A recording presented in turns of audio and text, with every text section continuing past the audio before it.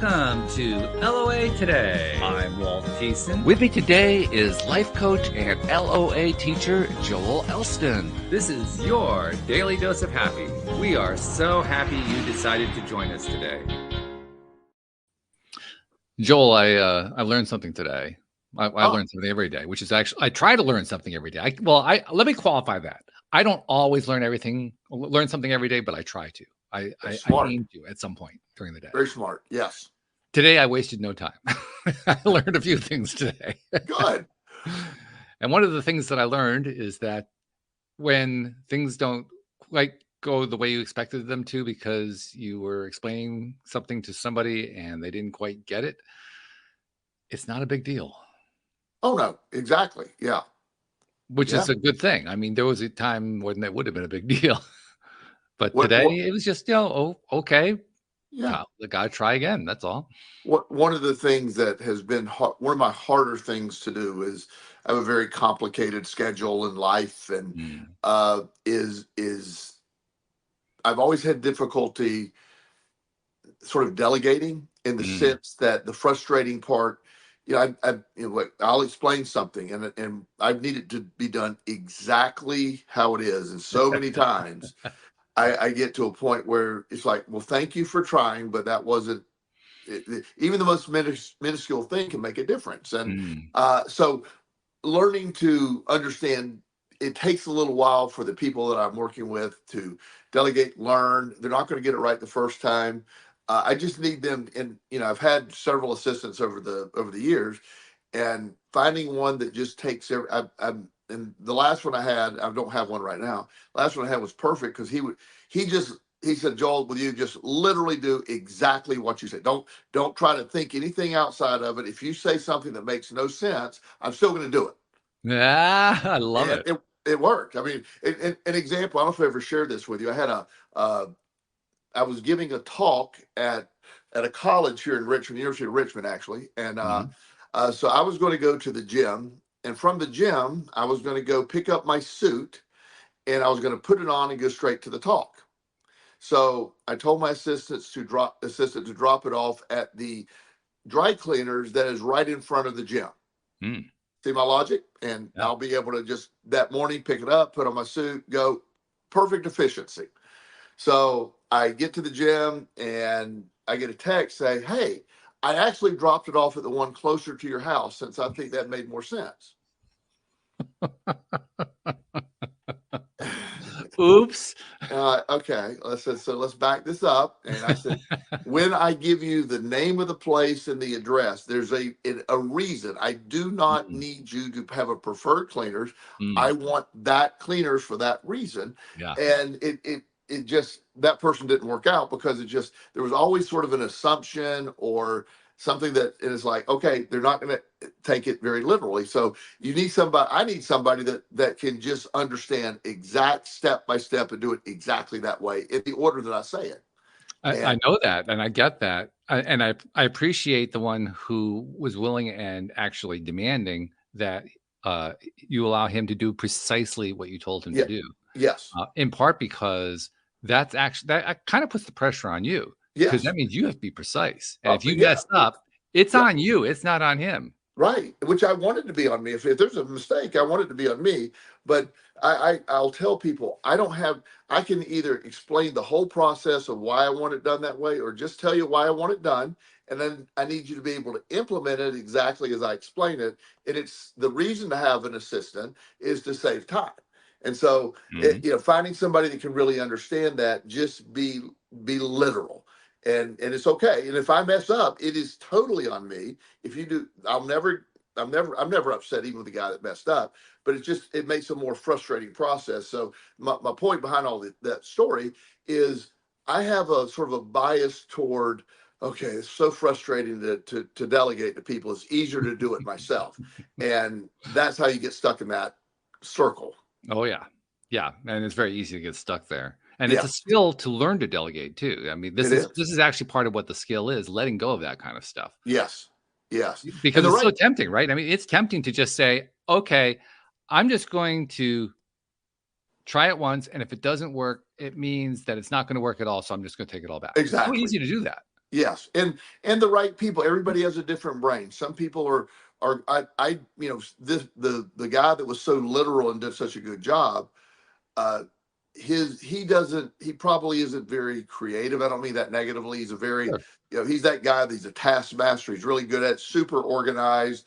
But if you ask him to think outside the box, he's probably not the one to think outside the box. Mm-hmm. And which is no problem, because we Yeah, need all these different pieces and places, you know. And absolutely. he went on to, uh he's working for this law firm as a paralegal now, and he's Oh, that would be thriving. perfect. Yes, perfect job for him. And he just, and in fact, I gave him the recommendation of the attorney that he ended up going to, so it's worked out really well. And that Mm. skill set matches there perfectly. So Yeah, yeah, yeah. That's a match right there. That's a it perfect is. match.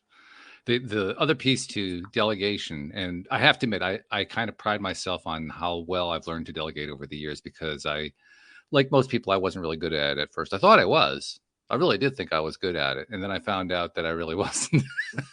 I wasn't. It's not that I was bad at it. Don't get me wrong. I from an early age, I was pretty good at it, but I didn't realize what I was hanging on to half the time. I mean, I thought I was delegating everything that I could delegate, and then in hindsight, I would realize, oh, I guess I shouldn't have held on to that part. I didn't realize I was holding on to it. Right. Exactly. Yeah.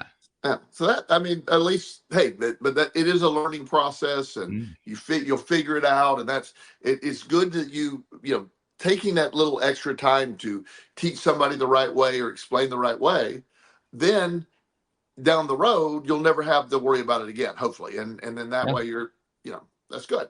And the other piece to it, I think, is that when you're teaching somebody like this, regardless almost of to what degree they're willing to do precisely what you literally ask them to do, even regardless of that, to the degree that you can go through this process and recognize that your own contribution to it is going to be just as important as theirs. In fact, in many ways, it's even more important.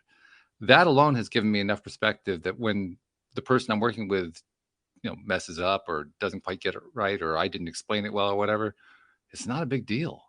It would have been a big deal at one point, when I was very young, when I was, Right. early 20s. It hasn't been a big deal for quite some time, but it's not a big deal at all to me right now. And I am appreciating within the last 5 to 10 years, with all that I've learned about what we've learned about how all the law of attraction works and how spirituality works, energy, all that kind of thing. It's made me, it's given me the ability to appreciate stuff that's not within my normal orbit. Exactly. You know what Yes, I I like mean? that. Yes. Yeah, because that's probably the hardest skill to learn is how do you appreciate the stuff that you don't appreciate? Yeah, or even know about the stuff you don't You appreciate. even know Yeah, about it, yeah, right? yeah. Yes. Yeah. So when I'm able to take this kind of experience, this experience tied to delegation, and apply it to what I'm trying to learn over there, that's pretty cool. I mean, it almost feels like I found the easy curve or something. Yes. You know what I Yes. mean? I do. Yeah. It is a once you get it that way, it is a really sort of a shortcut or whatever you want. It's very good. It's, you know, it really helps. Yeah. And well, for instance, I applied it with the gardening business Yes. that I took over from Louise and bought her out on, because she did what most people do when she was running the business. She was trying to wear all the hats, burned herself out in the process. And when I eventually, I kind of had to take it over a little bit at a time. But when I finally got enough control of it that I could do it, I was literally trying to delegate everything. And even to this day, my goal is to delegate everything. And I can't say I've 100% succeeded, because I still have to do some work Right. that I'm thinking, well, first of all, I have to do some work on letting go of it. And second of all, hey, well, I also have to do the work. I mean, this is not a good thing. Wait, but the whole idea is to delegate this stuff. Exactly. Yeah. But it takes practice. I mean, especially if it's something like some of the stuff that I have not let go of. I've not let go of payroll. I think you can kind of understand why I don't want to let go of payroll. It's like the hardest one to let go of. There's a lot of trust that goes into that. I'm about to say that one, especially for a small business, you need to probably, yeah. I need to have some kind of direct hand on it for sure. Yes. Yeah. I have several stories of people that small businesses let somebody handle payroll, and, you know, it's too late before you realize a lot's been siphoned off. So that's right. Yeah. Yeah. Yeah. So there's that piece. And plus, I mean, it's not like I'm running a business where everybody's on salaries. So it's not like I'm paying them the same amount every time. So Right. there's a whole calculation thing that goes into it. And there's a mileage thing that's being calculated. And there's a whole bunch of little calculations like that I just don't feel confident to hand off to somebody just yet. Right. You'll get there, but you're right. Eventually. Yeah. I hope sooner rather than later. Yeah. And yet, even with the stuff that I have let go of, I mean, I remember back in the day, Louise was working like 80-hour weeks, and I've taken that and I've got it down to about a 10-hour week. So you can delegate a lot, even if you don't have it all done, even if you don't have it all figured out. Yes. And I'm reaping the rewards of that. I like that. Yes. I'm actually able to relax. I can feel confident. Like, and by the way, we're having a good season too, so it makes it even better. That's fantastic. That's great. Yeah. So when it all starts to come together, you start to realize, well, okay, this delegation stuff really does pay off. It does, even though it's not comfortable to do. Well, and most things that are good require some discomfort to get there. Change is uncomfortable. We've talked about that before. Change, when you're changing, it's uncomfortable because you're usually set with a certain pattern. So learning to delegate is uncomfortable. Letting go of, I know people that have let go of a lot of stuff and then feel like, wait a minute, I've let go of too much. I don't have enough to do. I've seen, so it can go in all directions, but being able to let go, grow, because the more time you have, but that's my big dynamic right now is, I'm very busy in my life coaching practice. I have other things going on, but I mean, my life coaching is just jam packed, and that one I can't really delegate. I don't have anything, nobody if I refer to somebody, they're not wanting that person, they're wanting to meet with me. So and the question I would raise is, do you want to delegate that? No, I don't. That's the point. Yeah. But I also don't want to do 50 sessions a week either. So yes. Okay. So somewhere along the way, there's there is that, and so I'm working on managing that. One of the hardest things for me is when something outside of coaching comes up. Like one of my clients is NFL player, and he's working on getting the NFL disability. He had some pretty rough brain trauma, so I have to write a clinical letter about his brain stuff with all his test results. That is a tedious event for my brain. It is a tedious event.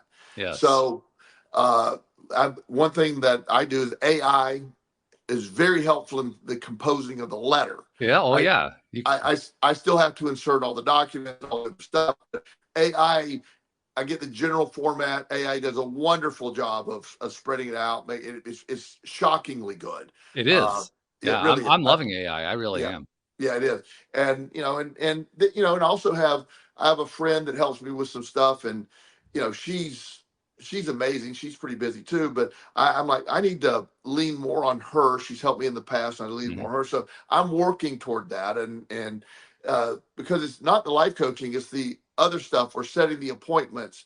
One of the hardest things for me to do is, like, say a new client calls, and a mom will call and say, I'd like to speak to you about my son possibly seeing you. Well, that would be a normal thing to do, of course. Now, when do I get that? I want it to be a 10-minute conversation and explain, but I know that's the hard part. Yeah, I know she's going to want to talk for a solid hour. Yes. And explain everything. And that's part of the process. She's going to tell me everything. I could go ahead and tell what she's going to say ahead of time. I'm sure you could. You probably just write the whole narrative of the thing. Right. But she's going to tell me that her really bright 17-year-old son that, doesn't apply himself, blah, blah, blah, blah, and go through the whole thing. And he's been smoking a little pot. He's done this. And so I know the story, but she needs to tell it from her perspective. Right. And, she'll, so setting that time to talk is one of the more difficult things. It's easy to set an appointment, but to set that. So what I'll say is, look, if we need to do a quick 10-minute call, we can, and I'll explain what I'm doing. If you want a more in-depth discussion, I'm going to need to set an appointment for you, and we'll have an official appointment, and then I can meet with your son. Stuff like that. That's the challenging part, because there's, I guess it's one of the reasons why I wanted to talk about positivity today, because when we're dealing with, I mean, we like with the delegation thing, I was quickly able to delegate like 80% of the gardening business. I Right. was able to do that pretty quickly. The last 20% has been the part that I had to work through one small piece at a time, and it wears you down. It can wear you down pretty bad while you're trying to do it. That's where the positivity piece becomes so important, because that's when we're least likely to want to be positive. That's when we're least likely to respond well. And that's when the biggest challenges happen. So when I'm thinking about positivity, what I'm really thinking about is, okay, where do I go? What do I do? How do I change? What do I focus on in order to feel positive in situations where I really don't feel positive? Right. Well, and that becomes the challenge, because the positive, the positive perspective, or the reframing everything to positive, Mm, it takes a few steps. And mm, particularly when you're dealing with a lot of stuff and historical stuff. If you have something that's the same problem over and over again, finding a way to be positive about it is really difficult. mm. It's if you have a lifetime of being negative about something, then, I need to show more positivity to it. It's a really hard shift. Hell And yeah. so, the step by step process of I use the example all the time. This sounds very cliche, but back when I was in the middle of all my chaos and everything, the worst day of the week for me was Monday. It was brutal. It was Mm, Monday. Nobody knew at the office that I'd stolen a fortune from the bank or from my business. And the weekend was sort of the only 2 days I could breathe. You're not going to mm. get caught during that. Ah, So yes. Monday would roll along, and Sunday night I'd be laying in bed, and I was just on the edge of a panic attack every Sunday night. No telling what's going to happen. This is a true story. I show up to work one Monday morning in the middle of my gambling addiction. Mm. I had uh, a bookie that was sitting in the parking lot that I owed $5,000 to, Oh my. and he was. I saw him and I went in the back door. Uh, I actually had some work to do, but I didn't have time to do the work because I was dealing with all the chaos, all the Right. people I'd borrowed money from, plus I'd written a $5,000 bad check. That I need to get covered by stealing money from my dad's company to put into the bank, and all that needed to take place by noon. And then you'd have lunch. And they'll have one. So that was a really hard concept to put a positive spin on. And Yeah. yeah, Yeah. and so Not to mention that it would be almost impossible to delegate it, but we'll leave yeah, that off for a moment. yeah. There's no delegating that, and so the idea that I had to walk through that, and that was what I just used to call Monday. That was a sort of a snapshot of Monday, and So let me get this straight. You had a bookie sitting in your parking lot every Monday? I mean, that would be terrifying. Monday or Tuesday usually, and yeah. So Wow.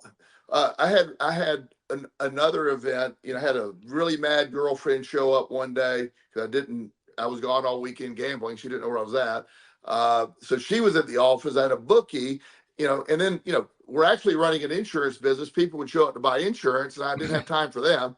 And so I was really frustrated one Monday morning, and so the bookie comes in. I'm seeing a client, or a potential client, trying to sell them insurance.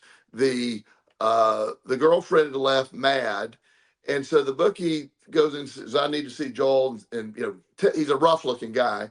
So she came back and she said, "There's some gentleman here to see you, Hmm. and he won't tell me what it's about." And so I'm on the edge of just a nervous breakdown. I got all this Hmm. going on. So the last thing I need, so the guy comes in and he's like, you need to give me money. I said, tell you what, I said, what are you going to do? You're going to kill me? You would solve so many problems right now if you just do that. And I said, I don't have the money. I won't have the money for a while. What are you going to do? And I just went off of this guy, and what is he going to do? I don't Nothing. know. Nothing. He can't. I mean, it's right Well, it there in the depends on how middle. much muscle he's got, I guess. But Yeah. But in the middle of an office, you don't want to he got other people to see that day. You don't want to be in jail that day. So true. True. I mean, so, and I'm not saying he wouldn't do something later, but Mm, I said, look, I said, at this point, I just don't care. Everything's falling apart. So you go ahead and do what you got to do. hmm And he just got up and left. He's like, I don't, what are we gonna do with that? And but you get so out there, and that's an extreme example in the middle of Oh a yeah. bad gambling addiction. But my whole point of the story is I was conditioned to hate Mondays for so long. Mm, Monday scared me. it just, so even after all that ended and I got in recovery, and that's been, my goodness, that's been 30 years ago since any of that stuff's happened. But yet it took me a long time because I would get nervous on Sunday nights, just out of the habit of Monday being scary. And then one day I woke up and I go, Monday has become one of my favorite days of the week. It's the most exciting. I look forward to work. I've reframed what Monday means to me, and but that didn't happen easily. That took years to sort of undo that programming. So when you have that internal dialogue or that programming that something's a certain way and you want to reframe it or change it, that change is an instant. It doesn't happen overnight. You have to allow that subconscious programming to catch up. Do you recall when you first realized you wanted to change that programming? Do you recall that conversation with yourself at all? You Yes. may not. It was probably about, I don't know, 7 years in recovery. My life was going pretty well. I was living in South Carolina where, I'd owned a treatment center, and I was in the process of adopting my first child, TJ. And I remember going to bed on a Sunday night, and I'm thinking, I had this little anxiety. I said, "Oh, Monday tomorrow." And I go, "What is that about? What is, I mean, tomorrow's sort of exciting. We got 2 new clients coming in. I'm going to meet with this team about possibly adopting TJ or foster caring TJ at the time, and all that stuff." And I just sat there and said, "Why am I nervous?" And it just dawned on me that this is historical programming. Yeah. I hate Monday. So what I did, like I do with most other things, I decided I love Mondays, and I just now. I didn't believe it at first, but I got up and the next morning I said, "Look, I'm excited about this." As every day, my first stop is always the gym, as you know, and I'll go knock out a big workout. That was a great workout, and I kept just reinforcing Monday as the positive day. And sure enough, Mondays eventually became it's my favorite day of the week now, which always. is fabulous. Yeah, you successfully reprogrammed it. Yes, I think it's really fascinating that the way that you describe how it's a transition. I mean, it's obviously we're telling a story here on a podcast, so you got to tell it fairly quickly because that's the way it works on a podcast. But you can tell from the way you were describing it, that process, you knew what it was. You had enough knowledge about how the human mind and the subconscious mind work and so forth to recognize that there was a subconscious pattern that had been going on there. The part that is fascinating to me, though, is that it took that many years for you to notice it, because it's not like you had just gotten that training right then. You had that training for a number of years. It took a while to notice it. That's always been very fascinating to me, that we take so long. It's like it's almost like we don't want to know, and yet we do. Well, but there's a narrative that one of the questions I ask people is how many things that you believe are true that are not true. And most people in the beginning go, I don't know what you're talking about. When I give examples, like here's a good example. There's this gentleman I know. He's a doctor, and when he had a very difficult childhood. When he was 5 years old, he came home, and he was very excited about a drawing of a horse he drew. Very excited. Teacher wrote, "Beautiful." Oh, yeah. So he came home. He was so excited. Well, his mom was there when he got home, and she had a friend over, and they were drinking wine. So he comes home. "Mom, look, the teacher says it's beautiful." Well, they begin to mock him about how comical the horse was, that he would have tipped over, and just made fun of him. And he remembers running to his room, tearing up the drawing, and go, "I'll never draw. I'm a terrible, never draw." And so he puts that to bed. Obviously, he's a very bright guy. He sort of forgot that, but he had a narrative his entire life that he was a bad artist, terrible, and that stuck with him. So he did the normal doctor thing. He got married right out of medical school, and then that person, after they had their 2 kids, then he's like, okay, then they get divorced, which is pretty standard. And then he meets this lady who is, of all things, an artist that owns a little gallery. Down in Charlotte. And so she used to have these like date nights for people where they come and, as a team, they would paint and drink wine if they wanted to, but it's a really cool idea. And so she said, "Look, we're doing that. I want you to invite you to that. We'll do some painting here." No, I'm terrible. And he Mm. didn't even remember the program. He just said, she goes, how do you know that? And he goes, I just know I'm terrible at it. It's Mm. ungodly. And it is something that he just held to. And he didn't even understand why he was so adamant but he Right. remembered telling her, I really almost got in a fight over it. She said, look, you can't be a bad artist. You can't. Everything is interpretation. It's more of the going through the routine is what the therapeutic value is. So because he's, dating this woman there, so eventually he gives in and they start painting. And she's like, oh my gosh, you're like, I was expecting you to be terrible, what everything you said, but you're actually really good.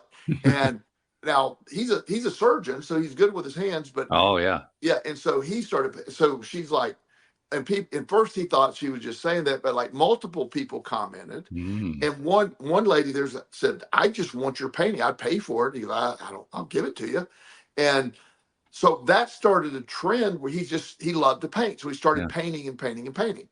And he actually, went from not believing he's a good painter to getting to showing at a pretty big fancy art gallery in Raleigh, Wow. his own showing. He sells a lot of paintings. He does really well. He's a great painter to this day. My goodness. And it was in our work together that he remembered the 5-year-old story that was programmed into his brain. So Yeah. there's a lot of origin stories, and sometimes you have to. I had the same origin story I've told years ago, the roller coaster story in my life. Hmm. I don't know if you Yeah. remember that. Programming, because my mom's scared to death of roller coasters. I hated roller coasters.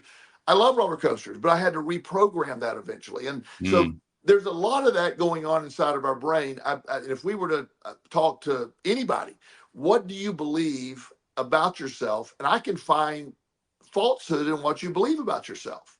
Mm. And because you're telling a narrative from a really long time ago. And it becomes reality. That 5-year-old boy that was told it wasn't a bad painting that the horse, it was a good painting for a 5-year-old. But if you ever seen the bone structure in the hand of a 5-year-old, it's not detailed. He did as good as you could do as a 5-year-old. Hmm. And then, Hmm. but he accepted for, a good 30 years of his life that absolutely I'm a terrible artist. I think it's really fascinating how long these programs can hang around, even as we grow. Yes, Even as they, we grow. they can go forever. I mean, they really can. There's people that die with programming. Mm. Yeah.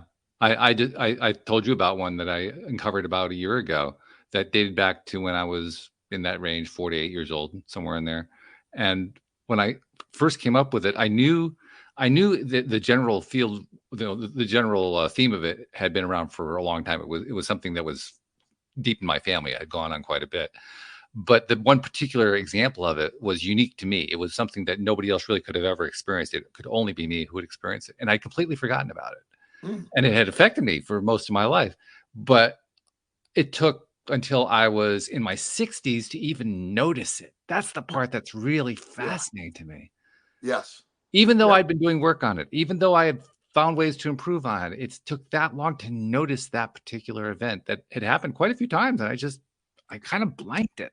Well, usually those events are sort of they're stored in a portion of the brain that we don't have direct access to.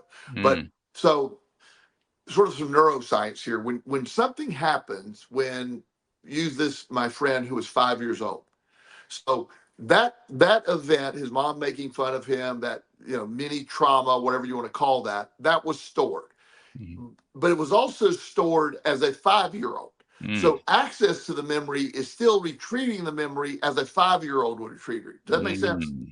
Okay. So what Meaning happens that the is associations are different at age it, 5 it, than they are as an so adult. a lot of times you can't identify it because you hit my words on that. The associations are different. So it doesn't make a lot of sense. But Mm. the 5-year-old brain, that a trauma to a child is stored at the age that it happens, or an adult, so your perspective of life and what's going on and how you feel that's why sexual abuse victims have such bizarre traumatic memories and the way that happens, and it's very Right. devastating Okay. because it's stored as a child and it doesn't make sense to a child. So a Yes. child's trying to figure all this out, and they have to frame it however they frame it, and then when it comes back later, they experience it through the emotional events or the addiction that manifests or whatever a coping mechanism, but they can never get to it until they're able to look for it as a 5-year-old or a 7-year-old or a 10-year-old. No, that's a great example of understanding and appreciating positivity in the context of something that's painful and challenging. Yes. Because as you're describing that, I'm realizing, yeah, you're right. It is true. You have to understand it. You have to experience it from the frame of mind, from the point of view of the 5-year-old. And when I thought back to my own situation, it was something where I got confused with my cousin because my cousin and I have the same first name. Right. And family members were referring to him, and since I was in the same room, my subconscious mind was saying, "Oh, they're talking about me," even though they weren't talking about me. Right. And I didn't even recognize that. I didn't know that was going on. Right. But it's fascinating that it requires remembering what you thought about, what you felt, what you smelled, what you experienced, what you tasted, all the stuff that was part of your experience then in order to pull it up. And that's exactly what I did. When I finally made the connection, all of a sudden I had a flood of memory of, we were at family dinners and there were the conversations going on, and I could even see the different adults sitting in their chairs, and I was one of the kids sitting on the floor. And it's almost like I was reliving that experience again, and that's what made it clear to me that that's what happened. Until I relived that experience, I couldn't achieve it. I couldn't reach it. I couldn't connect to it. That's what you're talking about. And that's what, so that's part of the complicated mechanism of the brain. When you see it through the eyes of the age that you existed, it's hard to recall it through the adult system. You almost have to go access the kid system and remember how a kid would be looking at that. What would the kid be, that's, what is it? And I like how you said that. What is it? Where were you at? Think about the environment. Who was there? Who was sitting around? What would make sense versus what did I remember? Would they really be talking about me right there in front of me? Would they really be saying that? And, looking back, probably not. They wouldn't be doing that. And the other guy had the same name. So yeah, it makes sense. I'm pretty sure what happened was that they were talking about my cousin. I was certain they were talking about my cousin. They weren't talking about me. My cousin wasn't even there, so I was the one who was receiving what they were talking about. Right. And I think my mom actually did recognize the potential for this. Right. Because I kind of recall her turning to me at one point and saying, "We're not talking about you. You know that." So she was recognizing on some level that there could be and this was long before we understood the subconscious mind like we do now. This was, early 1960s. Yeah. So, right about when they got electricity. Yeah. Right. When electricity came out. Yeah. Shortly thereafter. Yeah. Yeah. We were still lighting the fires in the caves at that point. Exactly. Yeah. Well, that when one of my young clients the other day, we were just talking about something. He goes, "Oh my God, you were born like in the 1900s." I go, "Yeah, I was." Yes.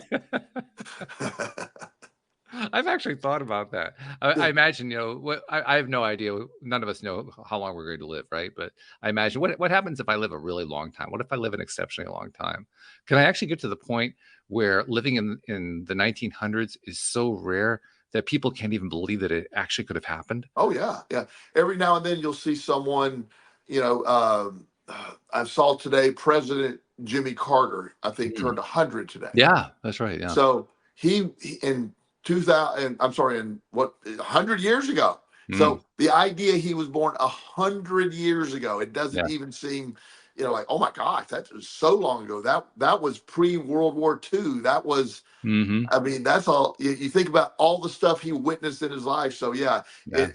It does. And, like kids now, it's hard when you think about it.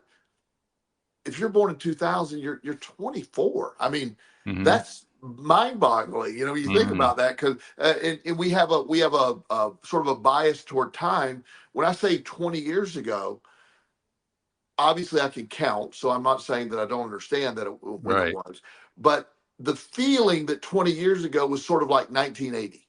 Yeah. It does, you know what I mean? It Maybe does. 1990, but it's it's like 20 years ago is not, it's hard to think, oh my gosh, that was a long time ago, I can actually appreciate my uncle I think I told you I have an uncle who is currently 108 years old. Wow. Born in 1916. So he's mentioned World War I. He was born in the middle of the war. Right. And I mean, like you said, you almost have to bend your mind to kind of appreciate all that he has experienced in his lifetime, all that he's seen in his lifetime. One of the most fascinating things about my uncle is that he's one of the gentlest souls you will ever meet.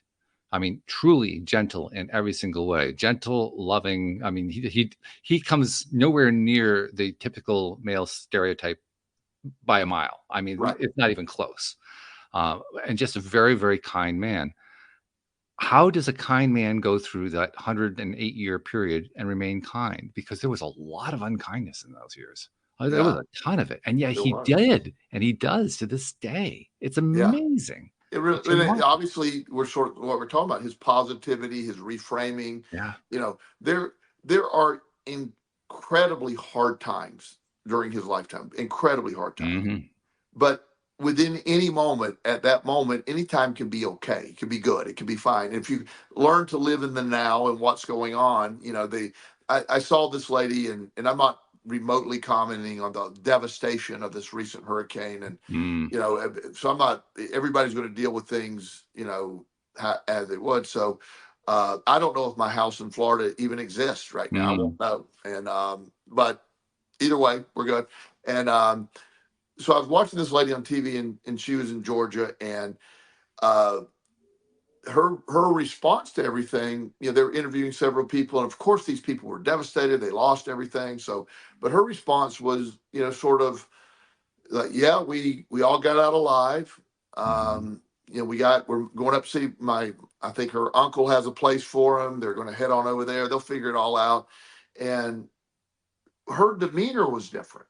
And the reporter's like, well, did you get anything from the house? She goes, no, everything's gone. Everything's gone, and we don't even know where the house is. It's just that kind of thing. We don't, no. And he goes, so this is devastating. She goes, well, I mean, we all got out. My whole family got out. We got the dog out. So we're going to my uncle. So while we certainly don't, we're not excited we lost everything, it's not devastating. There's people that aren't alive today that because of this storm. Her framing of it was so impressive to me. And the reporter just kept hounding her to try to get it turned to remind her, like, she wasn't budging. She wasn't going to buy it. Good for her. I love that. Yeah, I love that she's resilient. she said, you shouldn't be interviewing me because we're safe. And and obviously you're looking for, she didn't say this, but we're safe. You should be interviewing. There's people that aren't here. We need to help those people find. She said, I can't be of help here, so we're just going to go to my uncle and we'll figure all of this out. It's not a big deal. As long as we're all alive, it's not a big deal. And I just said, oh my gosh, that's my favorite story of this whole thing. Now, that's not minimalizing what everybody's gone through. And everybody, it's devastating to lose everything. Sure, of course. Yeah. But nevertheless, I love that attitude. Yeah. That's a wonderful attitude. That's truly not just the attitude of positivity. It's the attitude of really living. Yes. And, sort of like me with my house down there. There's two options. It's there or it's not. Well, there's three options. It's there and really messed up. It's there and there's nothing wrong with it, which is unlikely, or it's gone. And I want to be good with all three. Either one. I will move on from that. I'll still have a piece of land there. I'll rebuild it. It's likely just flooded on the bottom floor, likely. Sure. But again, I won't know, and they can't get on the island yet to see it, so it's okay. And we're safe up here. That's not directly affecting us. So I'm looking at it a little differently. I will figure it out no matter what. This won't be one of the top 100 things that happened to me, even if it's totally gone. It reminds me of something that you have mentioned many times here on the program, in other conversations and conversations about other topics. But you've mentioned how if you want to kind of take a test and grade yourself, if you will, on how you're doing in your life, ask yourself if you're still breathing. Yeah. If you're still breathing, then you're not done yet. All things possible with breathing. If you're not breathing, I got bad news. No. Yeah, you're done. you're not. But seriously, the gift of another day, the gift of waking up, the gift of all that, all things are possible within that.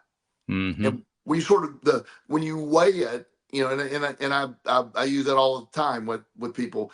My standard response in the morning, usually at the gym, how you doing? I'm fantastic. How are you? I just am conditioned to say that because really I woke up today, and within that is sort of I love my life. I love life in general. I love how I live it, and I woke up today. One day I won't wake up, and I'm sure I'll be fine and do what I do at that point. But in the meantime, whatever's going on, I'm good. It's that's that positivity. That's that sort of that zest for life when you just get up and you love your life where your life is at, not waiting for your life to be where you think it should be. Right. Yeah, I love that. Do you find what I find? This is something that is fairly recent for me because it's only I would say that certainly since I've been doing this podcast, and probably even less time than that I've been finding myself applying this principle on a more consistent basis in my life. Do you find, like I do, that it's actually enjoyable to watch somebody respond to you? Like I enjoy people responding to me when I start expressing things that way. I love their responses, almost no matter what the responses are. They can be positive, they can be negative, they can be in between. It's fun to hear them. Yes. Yes. Now I don't know what your reasoning would be. You can tell me. For me, I think it's fun just partly because I wasn't always like that, so it's a new set of responses. It's a new experience in a way that it's. I've been doing it for a few years now, but it's still new enough that it feels new, if you know what I mean. Right. I like that. And I what my response, it could be all things, good morning. I try to you got to realize when I walk into a room, I try to influence the energy of the room, no matter how big the room is. Bring positivity, smiling. Yeah. So somebody says, "How you doing?" Fantastic. You're fantastic. Yeah, I am. So I said, "How you doing?" "Oh, well, I got this going on, that going on." I said, "Okay." And just, well, I hope it gets better for you, whatever. And I'll just, no matter what their response is. So the other day, some guy goes, "Fantastic. You must be the luckiest guy in the world." And I believe I am. I really do. Thank you. And I don't know what his intent in saying that. I don't care. But it was, people's response to that is always, most people, to be fair, respond, "That's great. I am doing well." And so there's this older gentleman at the gym, and he obviously has a little physical stuff going on. So, over time, we've got to know each other a little bit. And he said, "How are you doing this morning?" I give him he said, "Well, I'm not quite fantastic, but I'm working on it." I said, "Well, that's good." Well, so the other day, he goes, "I don't know if I'll ever get to fantastic." And his name is Murph. And I said, "Murph, did you wake up this morning?" He goes, "Yes, you're fantastic. That's it. You're here. You got your family that loves you." And I go on a checklist of things he's told me about himself.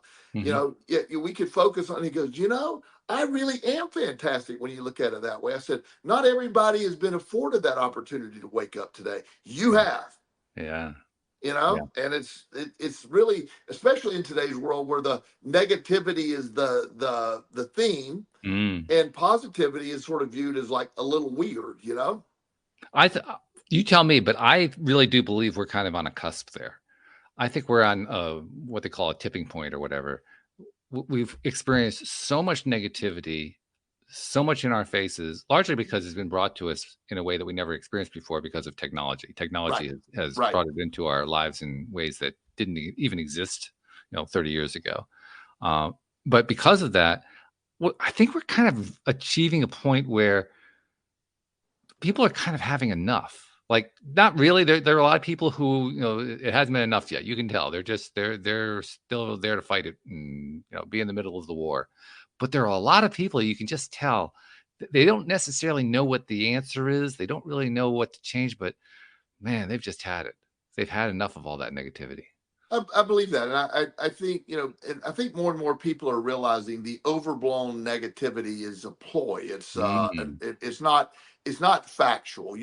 I can look at a global stance in our world and our deficits and all the things we have going wrong, or I can look at, break it down into smaller categories of where we're at and, what's going on here and my immediate day. And, I am fine right now. You're fine right now. Our viewers are fine. Our listeners are fine right now. When you think about it, that's all that matters right now. And within that moment, you're fine. Is there things? There's a lot of things that can happen. I mean, I know there's people and again, with all sensitivity, that people are struggling right now. I'm not trying to minimize what they're going through, but the ones that are able to listen, I don't think they're really focused on us today, but if they are, the message is you're here. Let's build. Let's whatever it takes.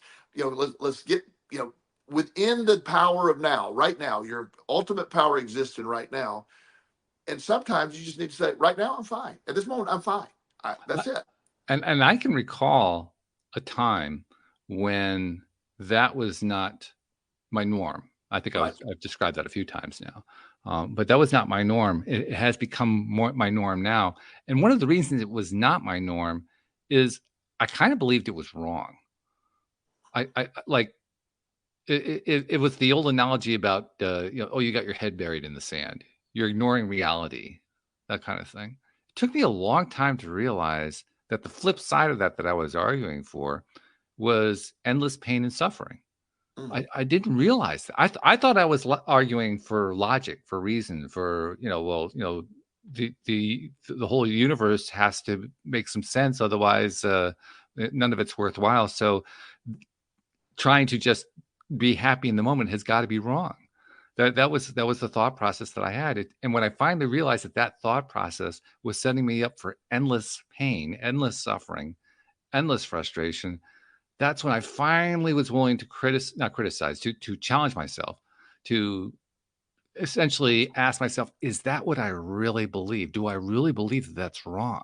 Yes. Because look what the evidence is telling me. The evidence is telling me something completely different. It took me a long time to get to that point. Well, you can imagine I'll frequently hear from people, you need to face reality. There's a lot of people that really believe that I don't understand reality. Mm-hmm. And they say, well, you got lucky, or you're in a position that doesn't matter, or all these things. And my response is, I am a complete believer in reality, since I am the creator of my reality. I create my reality every day. And the people I love, the people I choose to hang out with, have the career that most people would dream of having. I'm not saying this arrogantly. I'm really good at what I do. I love it. I'm passionate about it. I love my clients. I'm living that reality. I'm in incredible health for my age. For anybody's age, I'm very strong. I go through the checklist of stuff. Yeah. Or I could focus on and there's been a lot that went wrong, as you know. But I'm looking at, I survived everything life threw at me, and I remind myself of that every single day. So those are that's my reality. And they said, well, what's going on with, in the wars and this and that and the other. I go, they're not part of my reality. Are they existing? Yes, I'm aware they exist, but my day-to-day functioning are not affected by that. It's just, it's not my reality today. If there's anything I could do about that, I would certainly take effort to do that. Since there's nothing I can do about it, it doesn't require my attention. I can't fix that. Do you think there was anything particular that changed that, other than the fact that I'm almost dismissing it, and this is not something to dismiss, other than the fact that you went through all that hell when you were in your 20s? Do you think there was something particular that made you decide to change that mindset? Because I'm sure you weren't in that mindset before. No. But it is the discovery of the law of attraction that really started changing. That's the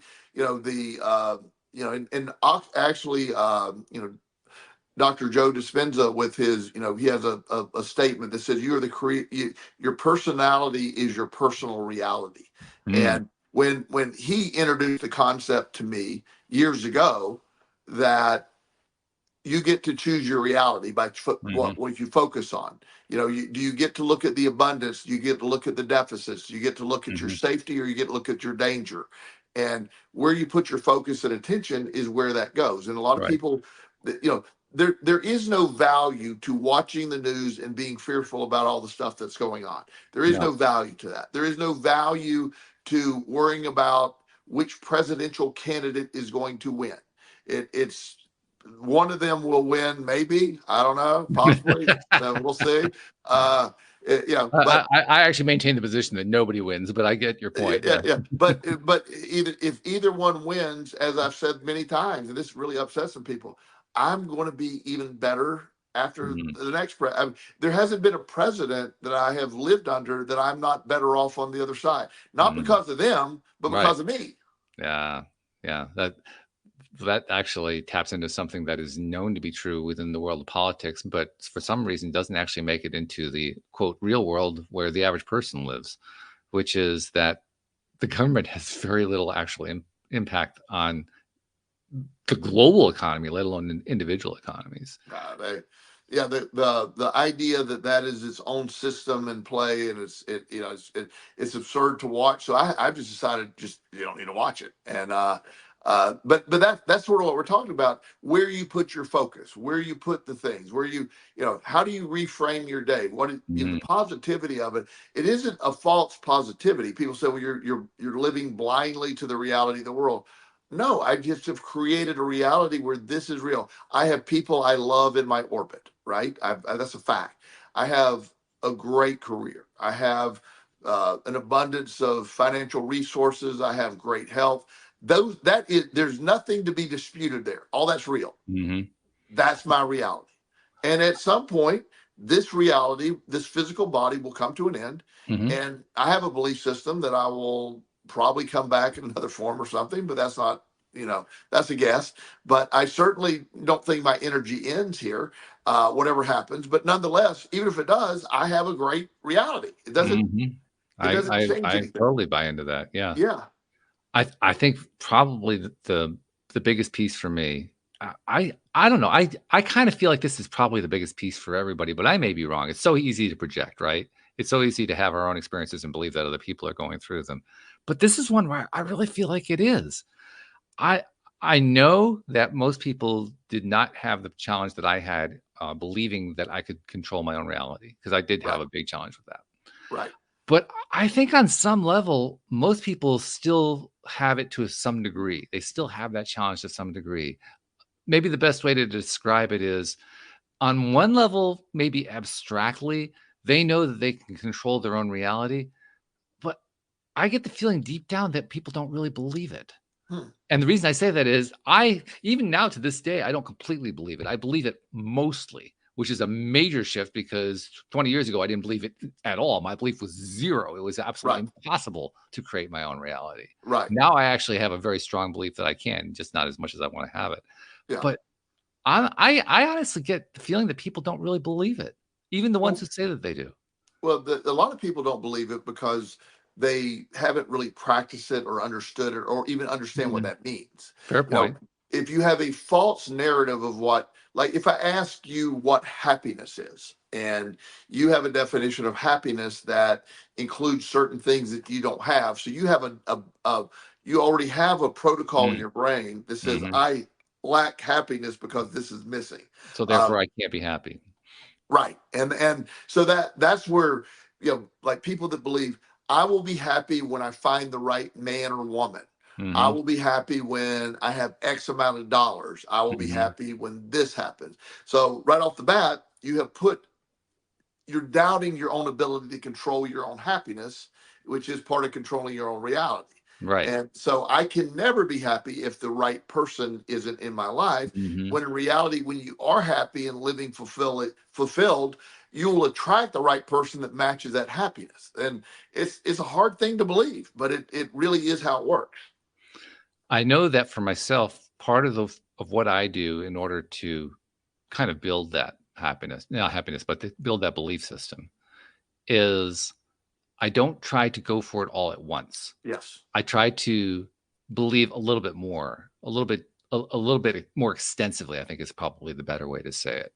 I like today, I'm going to believe something that I didn't quite believe yesterday, but I'm going to believe it a little bit more today, if Yes. that makes any sense.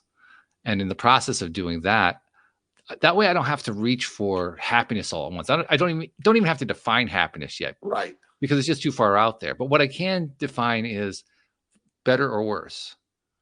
Like I can feel a little bit better. I mean, Yes. I've been doing these positivity sessions with this team that I'm putting together, daily positivity sessions, and we always ask each other, before we get started, how are we feeling? Oh, I feel like 5 on a scale of 10, and by the end of it, we're like 7 on a scale of a 10. So it's that kind of a thing, Right. and it's always an increase every time. It's an improvement. So I'm getting the feedback, and they're getting the feedback too, that every time that we focus on feeling better, we feel better. But more importantly, we also get the feedback that says, I really can feel better. Yes. That actually is possible. It isn't just fly by night. It isn't just some sort of will o' the wisp or whatever. It's reality. And when we start thinking about it and feeling about it as if it were reality, that's when it becomes real. When you accept, you know, the bigger, this is a much deeper question than we have in the little bit of time we have left. Yeah, But all 5 minutes, right? yeah, 5 minutes. Yeah, but the reality of, what is the purpose of us being here, and Mm, that's going to matter to different people. You're going to get different answers, but mm. I can eliminate one of them. It's not to be miserable. You're not here to A be safe one, right? miserable and bitching and moaning about your life. That's not why you're here. We'll take that one off the board, okay? Uh, Fair but enough. yet, so many people, that's their default, and Mm, because they're complaining about not being happy, which is the process that's making them unhappy. The inability to identify what you do have and what's going right for you is what creates the feeling of lack. And that's programming, because a lot of there's a lot of comparison. Because social media has made things better in some ways and worse in others, and social media offers comparison. mm, And I'm watching this video the other day of this guy, and he's pointing out his brand. He's like 20, and he's driving a brand new Ferrari, and he's got all mm. this reason why he's driving a brand new Ferrari. I don't know Right. if it's true or not, but he's in a Ferrari and he's 20, so we'll Yep. go with that. Then other people will watch that. Well, I've worked for 40 years and I can barely afford this. That's unfair. So you get that narrative going on. Mm, So the one day, this has been several months back that I mentioned on the show before. One day I came out of the grocery store, and there's a guy kneeled down in front of my car taking a picture of my car with him like pointing at it. And he goes, I go, what are you doing? He goes, oh, no, I just do social media. And I go, oh, so you're telling people this is your car? And he goes, yeah, yeah. And I said, well, as long as my tag's not showing, you're good. And he goes, okay, I'll make sure it's not there. And I didn't care, but yeah, it was like, you get to see the facade of that, but somebody's going to watch that video and say, well, this kid at his age is driving this really nice car, and so you can see we're all, because it's built in, and you are in charge of your reality by identifying what's right. You'll attract more of those by identifying your good health, what feels right. If you do an inventory in your body, what feels right? Like right now, my shoulder hurts. I did Mm, chest today at the gym. My shoulder hurts. You can imagine I'm not focusing on my shoulder hurting. I'm mm. focusing on the rest of my body, which is absolutely working perfectly. Yeah. Shoulder's a little sore. I'll wake up tomorrow. My shoulder will be fine. It will. Mhm. So Mhm. I could sit here and just focus on how bad my shoulder hurts, but I don't Sure. give it that, and it's not part of my reality. It occurred to me, you talked earlier about how you like to tell people who ask how you're doing, "Oh, I'm fantastic." That's your standard answer. Yes, And by repeating that over and over again, you really do feel fantastic. I do. You basically have trained your own mind to believe that you feel fantastic. Yes, I've reprogrammed my brain to accept that, and those that know the backstory, that's a big reprogramming, because Oh, yeah. it wasn't fantastic for a long time, but Mhm. it's just become. I understand the value of subconscious reprogramming. You do that by changing that internal dialogue, that inner dialogue, Mm. where you're talking to yourself over and over and over again. You reframe that. If you tell yourself you're fantastic enough, one day you'll believe you're fantastic. Mhm. Well, that leads to the question that I wanted to ask you, because when you state it that clearly, saying that you're fantastic, that's like you're 10 out of 10. Yes, And it's telling yourself you're 10 out of 10 every day. Well, if you can do that every single day, I think anybody can see how you will reprogram your mind to start to believe that over time. yes, But there's going to be that transition period, especially in the early days, where you don't believe it at all. And in fact, absolutely, we know enough about law of attraction to know that can actually backfire because we don't believe in it. So we absolutely. basically Yeah, talk ourselves out of it. yes. I'm wondering, how did you find yourself handling that period of time while you were still in the reprogramming phase in the early stages of it? Well, there would be this up and down. There would be this, I believe it for a minute, and then I say, oh no, this isn't true. I'm a Mm-hmm. convicted felon. I can't even vote. I'll never have a good job. You know what I mean? Mm-hmm. You know, all these other things. You have that narrative out there. I've Right. lost so much. How will I ever recover? I lost my entire 20s is something I used to think about. You know, Mm-hmm. and that became my reality. So the idea that of reframing it to fantastic that's a gigantic leap as well. So for me, and this is strictly for me, I would say it, I would maybe believe it to some degree, Mm. you know, and then in some days I would even have a dialogue like if I told somebody I'm fantastic, I might go, well, I'm not fantastic, but I'm not in jail. I'm not Yeah. sleeping in a flower bed. I'm not eating in a trash can. I'm not getting my head beat in with a 2x4. All of those things have happened. So there's a middle ground for me that I use that default of the 10 worst things that's happened to me. Mm. And if they didn't happen today, then I'm still better than I've been before. So even if it didn't, Okay. if I shot for fantastic and didn't make it, I'm still better than my worst days. It kind of reminds me of what my ex once told me when she was in her early years of training to be a therapist. She went to a conference and absolutely adored the guy who was leading the conference, the workshop. And at the end of, like, I guess it was during the break, there was a break. And during the break, she comes up to him and says, I just wanted to let you know, I think you're amazing. And he was working on the whole positivity concept as one of the topics he was talking about. He says, well, if I'm amazing, what does that make you? And she thought for a second and she came up with the best save ever. She says, well, I'm amazing in training. I love that. Yeah, and that's the point. We're all amazing in training. We're all fantastic in training if you Yeah. allow yourself to be. Again, there's this thing going on in our brain. There's a real challenge, and this is affecting, you know, like you're saying, I hope we're at a turning point. This is the most underestimated thing that I think you can do for yourself is those little details. When you're around negativity, you know, I don't participate with it. Like I said, I've tried to walk into a room. I imagine that I am influencing the energy in the entire room. I really believe that. I don't want have any trouble believing that at all. I mean, seriously, I have no trouble. So when I walk into a meeting or something, I want them to feel that. I want them to feel that energy that I'm bringing to the table. And I believe they feel it. And I have evidence. I've had people say you bring an energy to the room that lifts the entire room.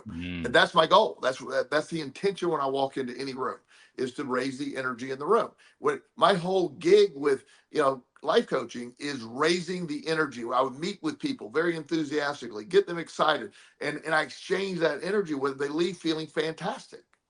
Isn't that fun? Yeah. It's a Yeah, it's great a lot of job. fun. It's It's a one of the great reasons I job. love doing this podcast and love doing it with you. So thank you very much for another uplifting session. I think Fantastic. we hit positivity. It was fantastic. It It was. really was. I love Yeah. it. Yeah. So thank you very much. Thank you, podcast listeners everywhere. Hope your life is fantastic. We'll see you all next time here on LOA See Today. everybody. Goodbye, everybody.